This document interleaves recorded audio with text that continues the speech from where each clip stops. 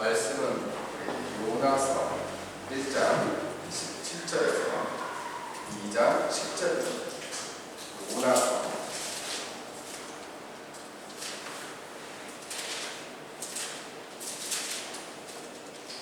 1장 17절, 1장 마지막 부분으로 2장 10절까지 읽겠습니다. 번갈아가면서 함께 읽겠습니다. 여호와께서 이미 큰 물고기를 예비하사 요나를 삼키게 하셨으므로 요나가 밤낮 3일을 물고기 뱃속에 있으니라.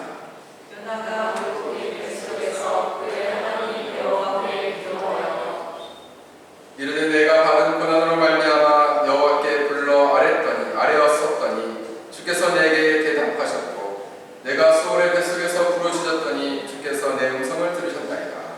주께서 나를 기둥 속 바다 가운데에 던지셨으므로 큰 물이 나를 둘렀고 주의 파도와 큰 물결이 다 내 위에 넘쳐나이다. 내가 말하기를 내가 주의 목전에서 쫓겨났을지라도 다시 주의 성전을 바라보겠다 하였나이다.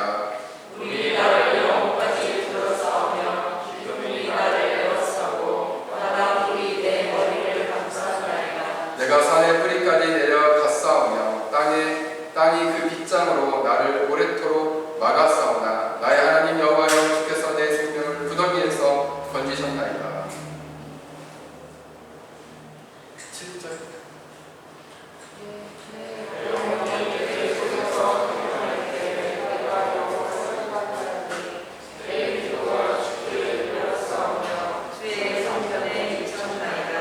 거짓되고 헛된 것을 숭상하는 모든 자는 자기에게 베푸신 은혜를 버렸사오나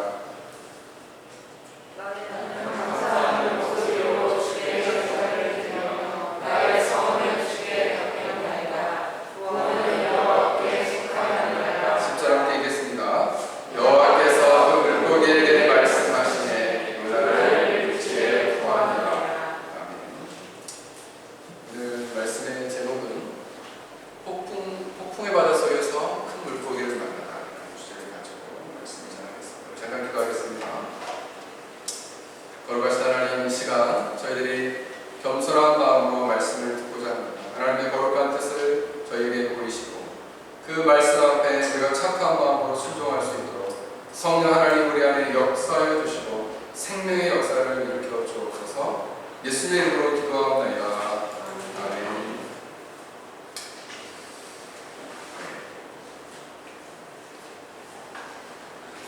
세상에는 기상천외한 일들이 많이 있습니다.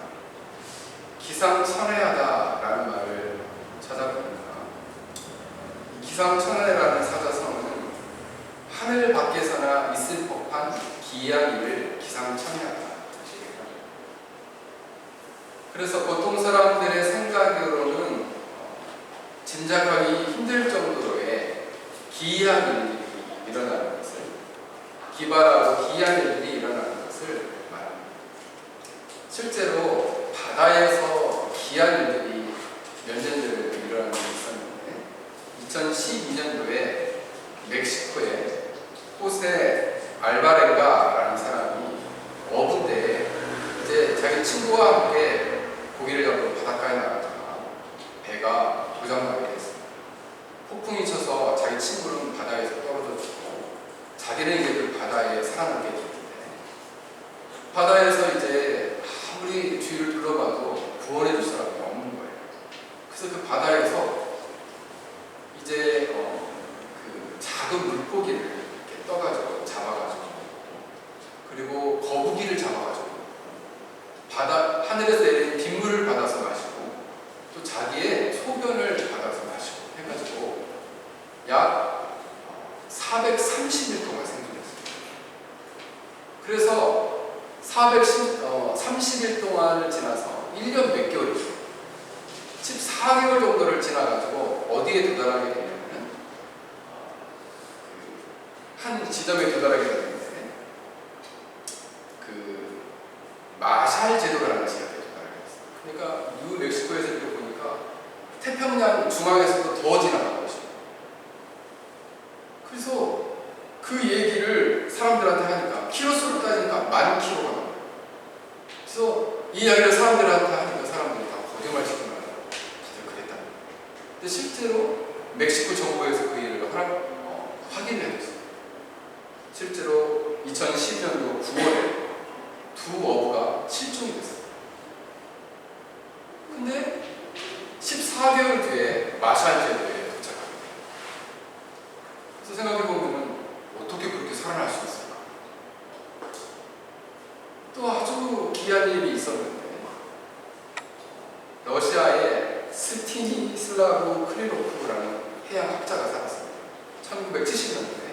그때 당시에는 공산제국이다 보니까 자기 누나가, 이 사람 누나가 캐나다 가서 살았는데 이 사람도 해외에 가서 좀 정말 자유롭게 살고 싶은 거예요. 근데 학자들은 기밀 유출이나 뭐 이런 것을 염려해가지고 공산당에서 이 소련 공산당에서 외국으로 가지 못하게 합니다. 그래가지고 이 사람이 연구를 그러던 때 블라디보스토크에 내려왔어요. 그래서 그때 마침 큰 크루즈를 만들어가지고 시범 운행을 하겠다고 해서 블라디보스토크에서 적도까지 가서 어느 항구에 들리지 않고 돌아오는 그러한 이제 그 코스를 그 국가에서 시행을 합니다. 그래서 어렵게 거기에 탔는데 뭘 가지고 탔냐면 1974년도 12월에 스노클로 장비하고 오리발, 그 다음에 마스크만 가지고 탔다는 거예요. 그리고 이제 가면서 생각한 거죠. 이 배가 항로 중에서 육지에 가장 가까운 곳을 지날 때 내가 뛰어내릴 것이다 생각을 하고 필리핀 근해에 왔을 때 바닷속에 그냥 뛰어들었어요. 그래서 약 3일 동안 물도 먹지 않고 식사도 하지 않고 한숨도 자지 않고 약 100km를 수영해서 필리핀 시아르가오 섬에 도착했어요. 상상도 할 수 없는 일. 근데 이 사람은 이 일을 위해서 12년 동안 요가를 하고 몸을 단련했어요. 체력을 키웠어요. 그래가지고 3일 동안 수영을 해가지고 그래서 도착합니다. 그 후에 이제 캐나다를 들려서 이 사람은 평생 이스라엘에 가서 살아갑니다. 그리고 이스라엘 근처의 해양들을 평생 동안 연구를 하는 사람입니다. 근데 정말 상상도 못하는 어떻게 3일 동안 밤낮 쉬지 않고 수영을 할 수 있을까? 물론 저 어렸을 때 조오련 씨가 대한해협을 갔다가 헤엄쳐 가지고 왔다는 것도 참 어떻게 사람이 그렇게 먼 거리를 헤엄칠 수 있을까 이런 생각도 했었는데 실제로 그런 일이 있어요. 그런데 오늘 본문에 보면 더 기상천외한 일이 오늘 이해가 안 되죠. 성경에나 있는 일이니까 있지. 우리가 누가 이렇게 했다고 그러면 거짓말 치지 말고 어떻게 그런 일이 있을 수 있겠냐 했겠죠. 근데 성경에 이것보다 더 기상천외한 일이 있었다는 거죠. 그 일을 겪은 사람은 바로 요나라는 선지자였습니다. 요나는 북왕국의 예언자로서 주전 782년에서 753년에 북이스라엘 여로보암 2세 때에 이제 예언을 했던 선지자입니다. 그가 특히 여로보암 2세 때에 하나님의 약속의 땅을 아람왕이 일부 탈환하고 있었는데 그 땅을 다시 차지하게 될 것이라는 예언을 했던 선지자입니다. 그는 이제 나사렛에서 북동쪽 4.8km 되는 지점에 있는 가드헤벳이라는 곳에서 태어나서 거기에 살았습니다. 그의 아버지는 아미떼였어요. 아미떼. 그리고 이 요나라는 그 말 자체는 히브리 말로는 비둘기라는 말이에요. 히브리 사람들은 이 비둘기라는 그 의미 자체를 어리석고 지각 없는 것의 상징으로 생각했어요. 근데 그는 어느 날 하나님께서 이 요나에게 말씀하셨어요. 요나야, 너는 일어나서 저 큰 성은 니느웨에 가서 이것을 외쳐라. 어떤 것을 외치냐? 악독이 하늘에 상달했다는 것을 외쳐라. 당시 이 니느웨는 큰 제국 아수르의 수도죠. 아수르. 지금의 중국의 북경과 같은 곳이다. 이 생각하시면 돼요. 그들이 악독이 내 앞에 상달했으니 도달했으니 너는 가서 이 사실을 가서 외쳐라. 이렇게 얘기했던 것입니다. 당시 당시 가드 헤벨에서 이 니느웨까지 키로수를 찾아보니까 800km 정도 돼요. 육지로 800km. 굉장히 먼 거리죠. 요나가 생각할 때는 참 이해가 되지 않는 명령이었습니다. 왜냐하면 메시지를 선포해야 될 것은 북이스라엘 백성들인데 왜 저 먼 아수르 나라까지 가서 그 니느웨 백성들에게 이 메시지를 외치라고 하시는 걸까? 그들은 수시로 이 북이스라엘을 괴롭히는 나라고, 그리고 지금은 잠시 이 나라가 내부적 문제가 생겨가지고 우리나라를 괴롭히지 않아서 우리가 참 그렇지 않아도 괜찮은데 왜 그 나라에 가서 이것을 외치라고 하시는 걸까? 본래 하나님께서는 이 요나에게 이스라엘 백성들에게 가서 외쳐서 저들로 하여금 돌이키게 해서 하나님의 백성들로 다시금 나아오도록 하는 일이 본래 하나님이 하셨던 일이죠. 그런데 현재 북이스라엘도, 그러니까 요나 당시 북이스라엘도 여로보암 2세 때, 즉 북이스라엘 왕국 이래에 가장 번영한 시기였죠. 그러다 보니까 우상 숭배와 불순종의 죄로 가득한 상황이었습니다. 그래서 이 요나가 가서 외쳤어요. 너희들 그렇게 살면 하나님께서 너희들을 심판하실 것이다. 그러니까 제발 돌이키고 하나님께 돌아오라고 외쳤습니다.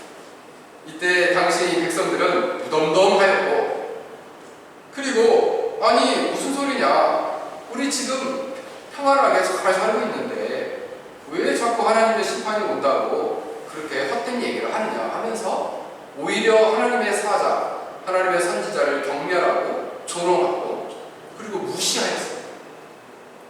그리고 하나님의 메시지를 거부하였어요. 그러니까 하나님은 이제 북이스라엘을 외치지 말고 너는 저 북쪽에 있는 큰 제국 아수르의 수도 니느웨에 가서 외쳐라 라는 것입니다. 그것도 니느웨 적국의 심장부에 가서 이것을 외쳐라 하는 거예요. 만약 이 이야기는 이 요나가 생각해보면 결국 북이스라엘을 포기하겠다는 거예요. 하나님 북이스라엘을 포기하고 너는 이 여기를 놔두고 그냥 저 북쪽에 있는 제국 아수르의 니느웨에 가서 전해. 그 이야기는 만약 그들이 회개하고 돌이킨다면, 그래서 하나님이 이 아수르를 멸망시키지 않는다면 이건 북이스라엘에 너무 불행한 일이 되는 것이죠. 왜냐하면 쳐들어와서 그들을 괴롭힐 거기 때문에. 근데 실제로 이렇게 외치고 몇십 년 되지 않아서 정말 이 북쪽에 있는 아수르 제국이 내려와서 북이스라엘을 멸망시키죠. 그래서 요나는 생각했습니다. 그래, 내가 이렇게 하나님 명령을 듣고 나 한 사람만 순종하지 않으면, 내가 이 명령을 수행하지 않으면 이스라엘 백성들은 살 수 있을지 모른다. 이렇게 생각했습니다. 그래서 그는 이렇게 하나님께 기도했을지 모릅니다. 하나님의 명령인 줄은 알겠는데 내가 이것을 수행할 수 없습니다. 나는 이 북이스라엘에게 이 하나님의 메시지를 전하고 싶습니다. 왜 자꾸 나한테 이 니느웨에 가서 하나님의 메시지를 외치라 하십니까? 오로지 이 북이스라엘 백성들만이 하나님께 선택받은 하나님의 진정한 백성입니다. 제발 이러지 마십시오. 하나님, 저는 저 니느웨 백성들에게 나아가서 이 메시지 외치는 거 정말 싫습니다. 정말 하기 싫어요. 저들은 하나님의 진노를 받아 마땅한 종족들입니다. 하나님, 그거 아시잖아요. 이렇게 그는 생각했습니다. 돌이켜보면 그의 마음에는 두 가지 마음이 있었던 것 같습니다. 하나는 뭐냐 하면 하나님의 선택받은 백성들에 대한, 이스라엘 백성들에 대한 뜨거운 사랑의 마음. 또 하나는 저 아수르 니느웨 백성들에 대한 적대심, 미움이 있었다는 거죠. 저도 최근에 이제 중국을 생각하게 될 때 두 가지 마음이에요. 하나는 저 중국 땅에 고통받으면서 믿음을 지키는 많은 하나님 나라 백성들에 대한 궁유한 마음, 그리고 안타까운 마음. 또 하나는 저들을 핍박하는, 저들을 못되게 구는, 저들을 오랫동안 신앙생활 하지 못하도록 괴롭히는 그 중국 공산당에 대한 그런 미움이 많아요. 그래서 최근에 하나님께서 미움을 들어서 이 중국 공산당과 그 공산당의 정권을 하나님께서 괴롭혀 주시는지 모르겠습니다. 그래서 요나는 이 두 가지 마음 때문에 정말 하기 싫은 거죠. 그래서 하기 싫으니까 하나님의 얼굴을 피하여, 이게 두 번 반복돼요. 하나님의 얼굴, 하나님의 나를 보고 싶은 그 자리를 피해가지고 욥바로 내려가요. 욥바는 이 이스라엘로 치면은 이 항구예요. 그 항구까지 내려와서 배를 타고 이제 다시스로 가는 배를 타게 됐어요. 그것도 뱃사까지 됐어요. 그래서 다시스가 어딘가를 제가 한번 찾아보니까 다시스가 저는 거기에서 한 몇십 킬로 떨어진 어떤 항구인 줄 알았어요. 그게 아니라 이 지중해가 이렇게 있으면 이 지중해를 넘어서서 이쪽 스페인 끝쪽에 있는 거예요. 그러니까 이렇게 간 거예요. 쉽게 말하면 세상 끝까지 도망가요. 세상 끝까지. 세상 끝까지 도망가면 내가 하나님의 얼굴을 피할 수 있을 것이다. 이렇게 생각을 한 거죠. 당시 이 다시스는 배를 건조하는 기술이 매우 발달한 곳이었고 금, 은, 수많은 보석이 유명했고 원숭이나 공작 그리고 상아가 특산물로 이제 수출하는 그런 유명한 섬이었습니다. 그러니까 이 이스라엘 땅에서도 그곳까지 가는 배가 있었던 거예요. 그 배를 타고 갔던 것이죠. 이 요나는 생각했을 거예요. 두 가지의 생각이죠. 하나는 뭐냐면 고대의 이 근동지방의 신과는 뭐냐면 신들이 지역 신이에요. 그래서 내가 믿는 이 여호와라는 하나님은 이 이스라엘 땅에만 역사하시고 내가 저 땅 끝까지 도망가면 거기까지는 오지 못할 것이다 라는 생각이 있을 수도 있어요. 일부. 어떤 학자는 이 요나가 그 정도의 생각을 갖고 있을 것이다. 근데 또 한편으로는 요나서 1장 9절을 보면 이렇게 그거 고백하거든요. 바다와 육지를 지으신 하늘의 하나님 여호와, 이렇게 고백을 해요. 그가 이걸 보면 하늘과 땅 전체를 지배하는 신이라는 생각이에요. 그러니까 뭐냐면 내가 이것을 도망을 해도 나는 하늘을 피할 수 없을 거라는 것을 알고도 그가 그것을 알고도 불순종하고 갔다는 거죠. 이 얘기는 뭡니까? 끝까지 하나님을 알고도 반항하는 거죠. 반항하고 불순종하는 태도를 그가 가졌다는 것입니다.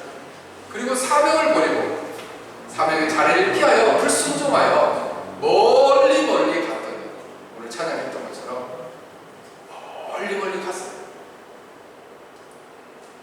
여러분, 순종의 의미는 어떤 의미일까요? 그리고 국어적 의미로 보면 순할 순, 따를 쪽이에요. 그러니까 순순히 따르다라는 게 순종이거든요. 근데 교리적으로 보면 순종은 낮은 자세로 굴복하여 권위에 복종하며 자기의 마음을 기울여서 듣고 기꺼이 받으려는 그 마음으로 듣고 그 명령과 말씀을 순순히 따르는 것을 교리적 순종이라고 합니다. 그러니까 하나님의 권위를 인정하고 거기에 낮은 마음, 겸손한 마음으로 마음을 기울여 듣고 그리고 그 마음을 들을 뿐만 아니라 이것을 받들고 그 받들어서 그 명령에 순순히 따르는 것, 이것이 순종이라는 것이죠. 순종에는 교리적으로 크게 세 가지로 나눌 수 있습니다. 이게 하나님의 뜻이고 말씀이다 하면 첫 번째 순종은 즉각적으로 순종합니다. 자, 오늘부터 그렇게 하십시오 라고 했을 때 오늘부터 바로 순종한다. 이것을 즉각적 순종이에요. 그래서 순종의 가장 좋은 것은 즉각적 순종이에요. 대부분 우리가 복음을 전하고 보면 아유, 예수님 믿고 하나님 의지하고 사세요. 그러면 하나님이 이런 곤고한 인생에서 우리 자매님을 구원해 주실 거예요. 그냥 나중에요. 그냥 천천히 한번 생각해보고 믿을게. 이거 지금 순종 안 하는 거죠. 이거 언제 믿을 건데? 죽을 때쯤에. 언제 죽을지 어떻게 알아요? 지난주에도 요 앞에서 이 사거리에서 큰 트럭하고 이 오토바이하고 부딪혀가지고 사람이 크게 다치거나 죽었을 거라고 생각해요. 요 앞에서는 항상 속도를 줄이세요. 왜냐하면 이쪽 큰 나무 옆으로 나오는 오토바이가 잘 안 보여요. 그러니까 항상 다닐 때 속도를 줄여라. 요 앞에 사거리. 성도님들도 속도를 줄이고 다니시죠. 그러니까 언제 죽을지 어떻게 알아요? 모릅니다. 그럼 즉각적 순종이 돼요.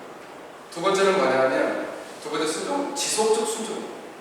하나님의 명령에 이 뜻을 이루기까지, 온전히 이루기까지 지속적으로 순종하는 거예요. 여러분, 자, 우리 새벽 기도 열심히 합시다. 늘 기도합시다. 즉각적으로 하루 순종했어요. 그 다음부터는 또 푹 자는 거죠. 즉각적으로 한 번은 순종했는데 지속적 순종이 안 돼요. 그러니까 그 순종이 온전한 순종이 아니에요. 한 번 즉각적 순종했는데 한 번 하고 안 한다. 이건 즉각적 순종. 그래서 지속적으로 순종하는 거예요. 자, 즉각적 순종이 어려워요. 지속적 순종이 어려워요. 지속적 순종이 훨씬 어렵죠. 세 번째 순종은 뭐냐면, 즉각적 순종과 지속적 순종을 통해서 거룩한 하나님의 백성과 자녀는 총체적 순종이다. 총체적 순종이라는 것은 뭐냐 하면, 삶의 모든 분야에서 순종하는 거예요. 내가 남편을 사랑하다 내 몸처럼 사랑하는 건 순종하겠는데요, 부모님을 공경하라는 건 순종 못하겠어요. 이건 뭡니까? 하나는 순종하고 이건 불순종하겠다. 뭐예요? 자기가 원하는 것만 순종하겠다는 거예요. 이건 총체적 순종이 아니에요. 일부분의 순종이죠. 성경이 말하는 것은 하나님의 말씀에 비추어서 전방위적으로 순종하는 거죠. 그래서 포괄적, 하나님의 뜻에 비추어 말씀에 비추어 옳다 생각되면 순종하는 거예요. 이것이 총체적 순종이에요. 그래서 이번에 생각은 만난 시리즈를 이제 한 20번 정도, 앞으로 3번 정도 더 하고 순종 시리즈를 제가 계획하고 있습니다.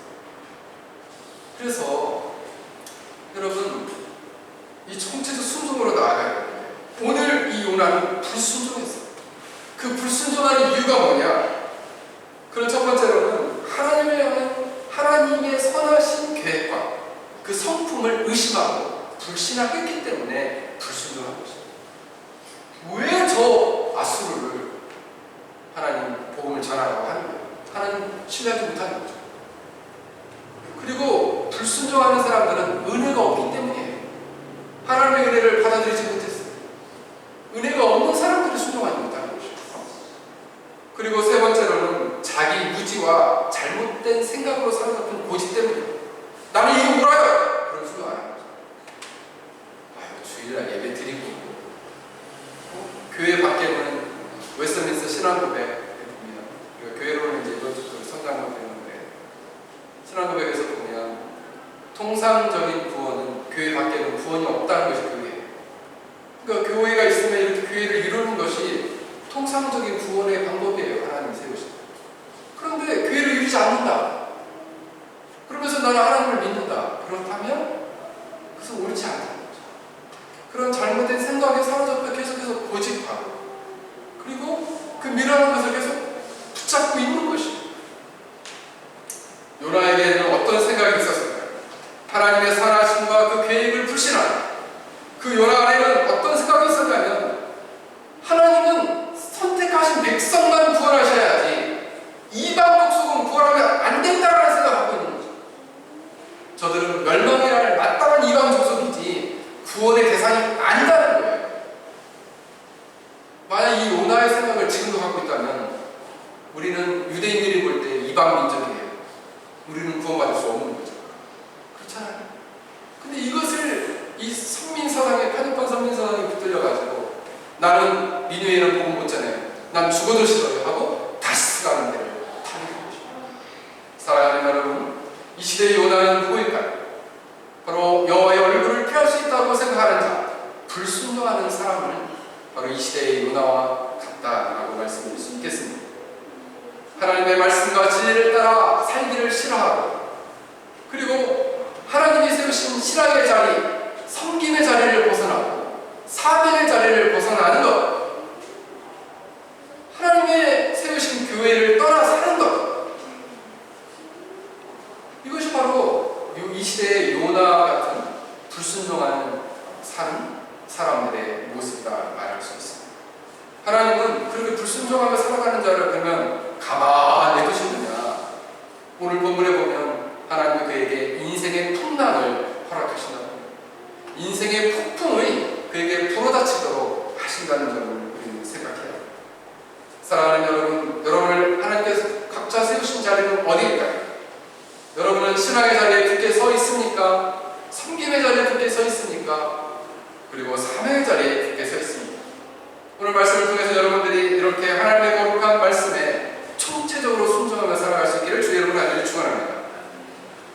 바로 이 요나가 도망치는 요나를 향해서 하나님이 대응한 것은 바로 어떻게 하셨냐면 폭풍을 주신 것이었습니다.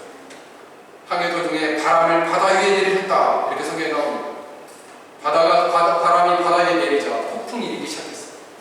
일본 쓰나미가 13m까지 올랐습니다. 그러니까 웬만한 큰 배도 하나님이 바다에 바람을 불어넣으니까 이 배가 쪼개질 것처럼 막 부서지려고 하는 것이죠. 그러니까 이 뱃사람들이 배에 있는 물건들을 막 버리기 시작했어요. 배를 가볍게, 파도를 타려고. 그래도 이 풍랑을 견딜 수가 없게 되는 거예요. 그래서 각자 막 자기의 신들을 막 불렀다고 나옵니다. 그러다가 안 되니까 요나는데 그 와중에 배 밑에 가서 잠을 자고 있었어요. 선장이 찾아갔어요. 네가 믿는 신에게 기도 좀 해라. 그러면 혹시 하나님이 너를 생각해서 우리를 구원해주지 않겠냐, 이렇게 얘기를 했어요. 그때 많은 사람들이 얘기합니다. 우리 제비를 뽑자. 갑자기 이런 풍랑이 오게 된 것은 특별히 신이 진도하셨는데 제비를 뽑아서 그 원인을 찾다가 해서 제비를 뽑았는데 요나가 뽑힌 거예요. 그 요나가 정말 끄도 없도 못하게 된 거죠. 그러다가 요나가 순수하게 고백합니다. 나 때문입니다. 난 사실 저 다른 지역에 니누에라는 곳에 가서 말씀을 전하고 있는데 내가 그걸 얻고 여기 왔습니다. 그러니까 책임을 통감하니까 그래, 또 빨리 너 바다에 빠뜨리자, 이렇게 하지 않았어요. 그저 선원들이 애를 써가지고 노를 저어가지고 육지로 막 가려고 또 애를 썼습니다. 근데 해도 안 되는 거예요. 그래서 이 요나를 들어가지고 바다에 던져버렸습니다. 그러자 갑자기 바다가 찰찰해지고, 여기서 우리가 깨닫게 되는 놀라운 진리가 하나 있습니다. 그것은 바로 뭐냐면 하나님이 주신 폭풍, 인생의 폭풍은 인간의 하찮은 노력으로 극복되지 않는다. 이거 참 무서운 얘기입니다.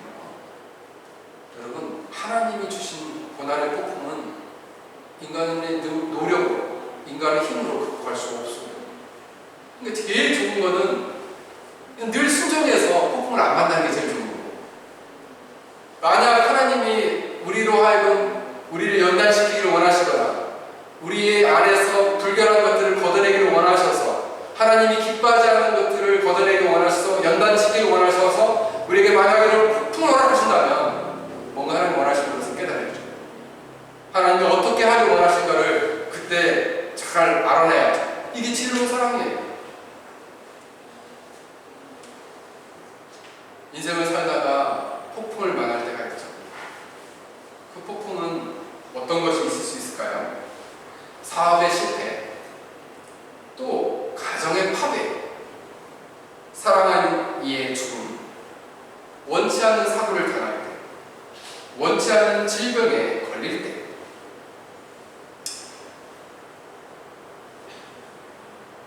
부산에 사는 한 장모님이 유일한 딸이 하나 있었는데, 믿음생활을 장모님 정도 되셨으니까 얼마나 믿음생활을 잘하셨겠어요. 근데 큰 대기업에 이사로 근무를 하셨는데 이제 한 목회자가 전화를 했습니다. 장모님 별일 없으세요? 그러니까 권사님이 전화를 받으셨는데 최근에 큰 질병에 걸려 병원에 입원해 있다고. 몇 년 전에 자신의 딸이 큰 회사 대기업에 이사를 했으니까 자기 딸을 채용을 한 거예요. 그래서 그 회사를 잘 다니고 있었는데 딸이 갑자기 쓰러진 거예요. 대학을 졸업하고 이제 들어온 지 얼마나 건강해요. 갑자기 쓰러졌는데 알고 보니까 뇌출혈. 그 뇌출혈도 이게 갑자기 올 수 있거든요. 제가 섬겼던 한 자매님은 삼본에 사셨는데, 삼본에 남편이 어떤 일을 했냐면은 그 자동차 정비 업소를 했어요. 그래갖고 항상 기계로 이렇게 쪼가니까 힘을 많이 쓰잖아요. 그리고 저녁에 와서 샤워를 하다가 뜨거운 물에 이렇게 샤워를 하다가 그냥 갑자기 쓰러졌어요. 근데 나중에 못 일어났어요. 그냥 뇌출혈을 맞죠. 그러니까 뇌출혈은 갑자기 그럴 수 있는 거죠. 그래가지고 그 딸이 쓰러지고 이제 교회에 알려서 온 교회가 기도를 했어요. 근데 이 기도대로 이 딸이 살아남은 줬는데 사흘 만에 하나님께서 데려가셨어요. 이럴 수 있거든요. 그러니까 인생의 폭풍이라는 것은 언제 어떻게 올지 알 수 없어요. 그러므로 우리가 인생의 폭풍을 경험하지 않기 위해서는 제일 좋은 것은 순종하며 사는 거예요. 하나님 말씀대로, 뜻대로. 물론 그 장로님이 이런 순종을 못해서 그런 어려움을 겪었느냐, 또 그건 아니겠죠. 그러나 원치 않는 고난이 오지 않도록 늘 깨어 기도하는 것이 필요합니다. 늘 깨어 기도해요. 그러나 만약 이렇게 요나처럼 불순종해가지고 이런 폭풍을 만나게 됐다면 그때 정신 차리고 하나님께 나와서 바로 이 문제를 해결해 주죠. 왜냐하면 인간의 힘이나 능력, 지혜로, 인간의 인맥으로, 인간의 각양의 수많은 방법으로는 하나님이 주신 폭풍을 피할 수 없기 때문입니다. 사랑하는 여러분, 만약 우리가 하나님이 세우신 자리, 하나님의 뜻을 거역하고 불순종하는 삶을 살아가게 된다면, 이러한 행동은 자신뿐만 아니라 일정한 공동체에게도 큰 피해를 준다는 거죠. 가족에게. 자기가 잘못해서 가족들이 고난당하는 거죠. 요나가 잘못해가지고 그 배를 탄 사람은 뭔 잘못이에요? 그냥 그 불순종한 요나와 함께 배를 탔다는 죄로 죽을 뻔했죠. 죽을 뻔했어요. 그럴 수 있거든요. 그러므로 우리가 인생의 행복이라는 것도 나만 행복하면 되는 게 아니라 가족 중에 누군가 불행을 겪고 있으면 같이 고통스러워요. 그래서 지혜로운 하나님의 백성들은 늘 깨어 기도하는 거예요. 모든 질병과 사고 이에서 구해주시고, 악한 자와 악한 세력에서 구해주시고, 좋은 친구, 좋은 믿음의 친구, 믿음의 선배, 좀 좋은 믿음의 지도자, 배우자를 만날 수 있도록 기도하고, 매일 기도하는 거죠. 그렇게 기도하는 사람하고 무방비로 그냥 하나님이 알아서 잘 해주시겠지, 그렇게 사는 사람하고 같겠어요? 다르죠. 늘 깨어 기도하는 사람하고 그냥 하나님이 알아서 잘 해주시겠지, 우리 목사님 맨날 나를 기도해 준다고 했으니까 나 괜찮겠지. 물론 이렇게 저를 신뢰해 주는 건 건데, 제가 뭐 열심히 기도를 할 겁니다. 기도는 매일 하는데, 제가 기도하는 거 같고, 물론 이제 저는 열심히 기도하죠. 매일매일 여러분들 이름 들으면서, 여러분 가정을 위해서, 자녀들을 위해서 매일 기도하죠. 남편들을 위해서 매일 기도하죠. 그러나 여러분 스스로도 기도해야죠. 그렇잖아요? 그래서 매일매일 깨어 기도할 수 있기를 주 이름으로 간절히 축원합니다. 그런데 그는 결국 이 폭풍을 만나서 바닷속에 푹 빠졌습니다. 그때 하나님께서는 요나가 바다에 던져지자 하나님이 행동하기 시작했어요. 무엇을 준비했느냐? 큰 물고기를 준비했어요. 큰 물고기를 준비해서 요나를 삼켰다. 큰 물고기란 말은 어머니 보면 다그라고 합니다. 다그가 뭐냐라고 봤더니 물속에서 살아있는 생물, 이런 뜻이에요. 그러니까 큰 물속에 살아있는 생물인데 그 생물이 뭐냐? 그래서 오늘 본문에 보면은 이 요나가 이 물고기 뱃속에 들어가서 이 해초가 막 자기를 감고 있다 이런 얘기 하고 보니까 진짜 뱃속에 들어갔는데 얼마나 크길래 뱃속에 들어가냐. 그래서 제가 한번 찾아봤습니다. 세상에 가장 큰 물고기가 어떤 물고기인가? 향유고래가 제일 크답니다. 그래서 향유고래는 암컷이 것이 10m에서 12m고, 그리고 숨놈은 14m에서 18.5m까지 자라는데 1900년대에 아주 유명한 향유고래가 있는데 그 향유고래 이름이 모비딕이에요. 그 고래는 26m까지 컸다고. 근데 키로수가 얼마나 나가냐면 40톤, 50톤까지 나가요. 그러니까 40톤, 50톤의 어마어마한 큰 크기 안에 한 60kg, 70kg 되는 사람 들어가면 충분하죠. 거기에 삼켜져 있는데 3일 밤낮을 있었다. 그래서 큰 물고기를 준비해가지고 이렇게 한 번에 훅 하고 삼킨 거예요. 그래서 이 뱃속에, 물고기 뱃속에 있는 3일 동안의 시간은 어떤 시간이었을까 생각해보면 죽은 것 같은 시간이죠. 물속에 있긴 있는데, 자, 요나가 물고기 뱃속에 있으면서 나 이제 살았다 이렇게 생각했을까요? 나 이제 곧 이 물고기 이 위에게 의해서 나 넘어가지고 죽지 않다 이렇게 생각하고 있었을 겁니다. 그 물속에 그렇게 있으면서, 그리고 이제 그 교만했던 마음이, 그 고집스럽던 마음이 두둑 하고 이제 완전히 부스러뜨리고 꺾였어요. 그리고 낮추시고 하나님께서 그를 거꾸로 들였어요. 그리고 그 고집스러웠던 그러한 고집하고 불순종했던 결과로 내가 이제 물고기 뱃속에서 죽어가는구나 이렇게 생각하게 되었던 것입니다. 이 모습을 보고 예수님께서 마태복음 12장 40절에 그대로 인용합니다. 요나가 밤낮 사흘 동안 큰 물고기 뱃속에 있었던 것 같이 인자도 밤낮 사흘 동안 땅속에 있습니다. 예수님은 인간의 모든 죄를 짊어지시고 십자가에 못 박혀 죽으신 다음에 3일 동안 무덤 속에 계셨습니다. 부활을 준비한 죽음이었습니다. 그러나 요나는 하나님께 불순종하여 죄된 모습으로 죽음과 같은 처지에 놓여서 이제 제발 나 좀 살려주세요 하는 새롭게 삶을 소망하는, 부활의 삶을 소망하는 3일간의 삶이었다는 것이죠. 그러면서 아주 조금은, 그래서 이 요나가 물고기 뱃속에 있는 3일은 예수님이 무덤에 계시는 3일을 예표합니다. 그러니까 미리 보여주는 표다. 근데 요나는 그런 뱃속에서 그냥 나 죽었다 이러고 있는 게 아니라 기도하기 시작했어요. 어떻게 기도했느냐? 하나님, 내가 받은 고난으로 하나님은 나에게 응답하셨습니다. 나는 지금 큰 물이 둘렀고 큰 파도와 큰 물결이 넘쳤습니다. 이 물이 얼마나 많은지 내 영혼이 물로 완전히 둘르게 됐습니다. 그리고 기품이 나를 에워쌌고 바닷불이 내 머리를 감쌌습니다. 나는 산 뿌리 밑에 들어가 있습니다. 그리고 산이 마치 땅이 큰 뚜껑으로 덮은 것처럼 빗장이 이렇게 펴져서 나는 땅속의 감옥에 갇혀 있습니다 라고 고백하고 있습니다.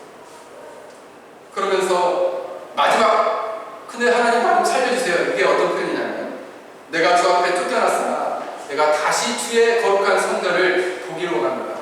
여기서 거룩한 성전을 보기 원한다는 얘기는 천국을 보기 원해요. 하나님, 내가 이렇게 죽지만은 내가 죽으면 거룩한 성전, 하늘 성전, 바로 천국으로 나를 인도해 주세요 라고 기도했던 거예요.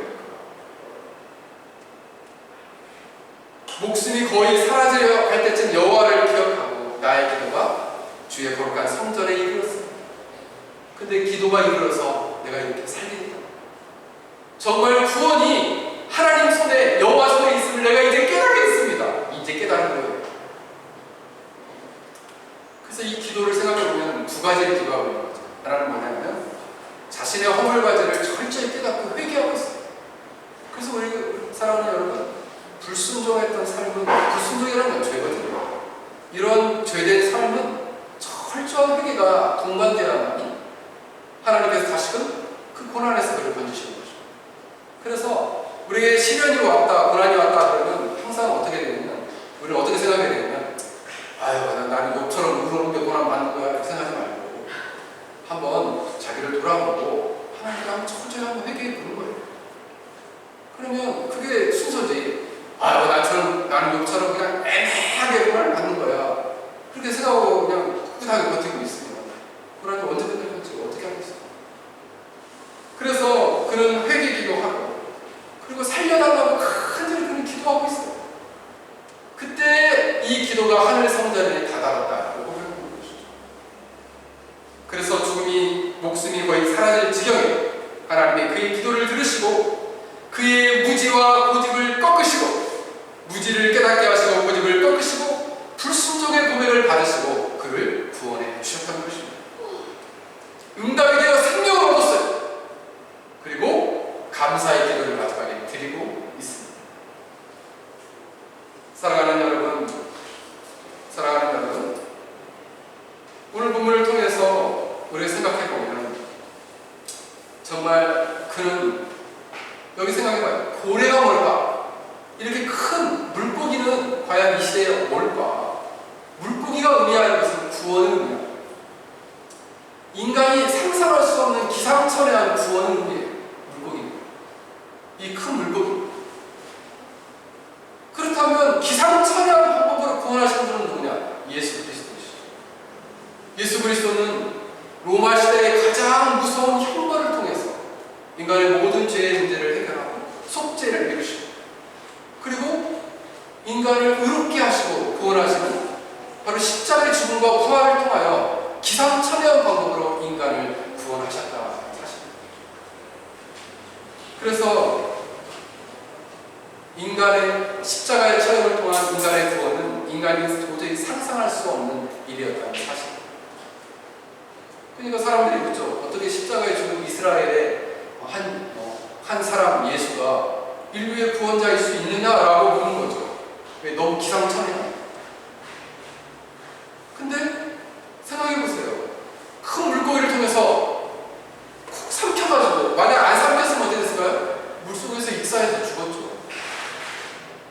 삼켰기 때문에 살았어요. 그러므로 놀랍게 예수 그리스도의 구원이 그렇게 우리에게 주어졌다는 사실입니다. 그래서 그는 고백합니다. 헛된 우상을 섬기는 사람들은 주께서 베푸신 은혜를 저버렸습니다. 그러나 나는 주께 감사하고 찬양하며 제물을 바칩니다. 주께 맹세한 모든 것을 치르겠습니다. 구원은 여호와께 있습니다. 라고 마지막 고백하고 끝납니다. 그게 기도의 마지막 끝이에요. 그는 깨달았습니다. 아, 그렇구나. 내가 현재까지 살아있는 것은, 내가 물고기에 삼켜가지고 현재까지 살아있는 것은 전적인 하나님의 은혜이구나.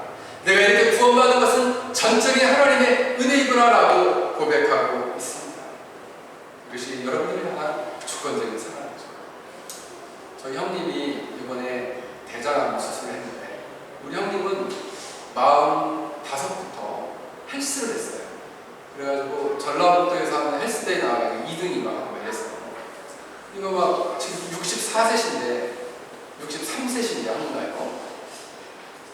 이 배에 왕자가 새겨요. 그렇게 건강했던 사람이에요.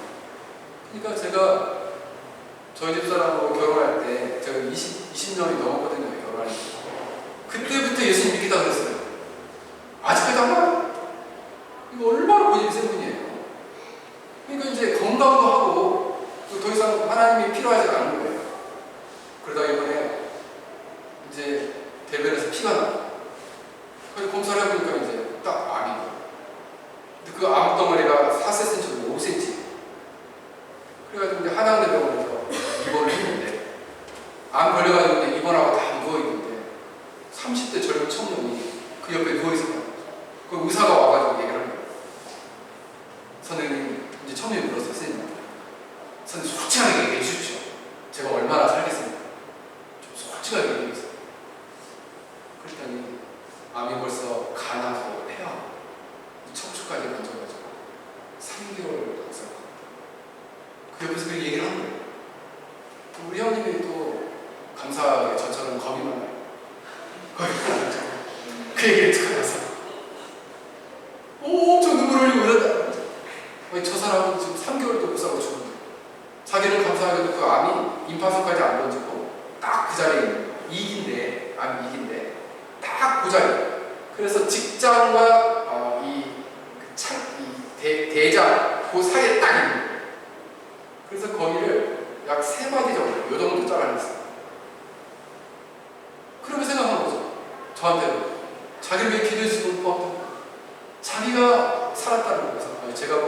가보지도 못하고 여기서 그냥 기도만 했는데 무슨 도움이 됐어요? 너무 큰 위로가 됐다. 그러면서 저한테 그러는 거예요. 교회 나가겠다. 예수 믿고 살겠다. 그래서 감사했습니다. 암을 주신 하나님께 감사했어요. 네. 그래서 예수 믿기로 했어요. 그냥 하나님 믿고 의지하고 살겠다. 이제 하나님 의지하고 살겠다. 왜? 인간의 힘으로 안 되거든. 자기가 할 수 있는 수십만 열심히 해도 아무것도 할 수 없는 거예요. 그걸 깨달은 거예요. 내가 헬스 해도 헬스도 그냥 하는 게 아니에요. 하루에 막 2시간, 3시간씩 해요. 이렇게 해도 건강을 불지켜줍니다. 아무 어떻게 할 수 없구나. 사랑하는 여러분, 우리의 폭풍의 인생의 바닥 속에서 고래와 같이 큰 물고기를 만났습니다. 결국 여러분이 하나님의 구원을 경험했느냐 하는 거예요. 여러분의 인생의 진정한 구원자는 예수 그리스도이십니다. 그분은 우리를 위해 십자가에 죽으시고 부활하시고 하나님께 나아가는 길과 진리와 생명이 되어 주셨습니다. 우리는 우리의 죄를 회개하고 돌이켜서 바로 이 예수 그리스도를 나의 구원주 하나님으로 영접하고 받아들이고 그분을 일생토록 순종하며 의지하며 살아가야 한다는 것입니다. 그래서 이렇게 고백해야 합니다. 거룩하신 하나님, 이제 하나님께서 저의 인생을 다스려 주시고 나를 주님이 원하시는 삶으로 살게 해주십시오. 하나님의 뜻에 순종하며 살겠습니다. 이런 삶으로 저를 인도하여 주세요. 저의 갈 길을 하나님 보여주세요. 사랑하는 여러분, 이러한 믿음으로 살기를 간절히 축원합니다. 말씀을 맺겠습니다. 큰 물고기는 마지막 큰 물고기가 하나님 명령했어요. 근데 이상하게 하나님 명령을 이 물고기가 듣고 들어요.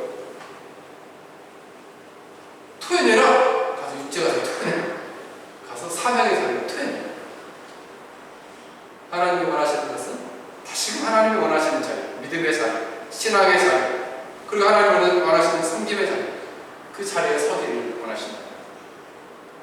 사랑하는 여러분, 여러분들도 하나님이 나를 세우기를 원하시는 자리가 어떤 자리인지를 기도하면서 곰곰이 생각합니다.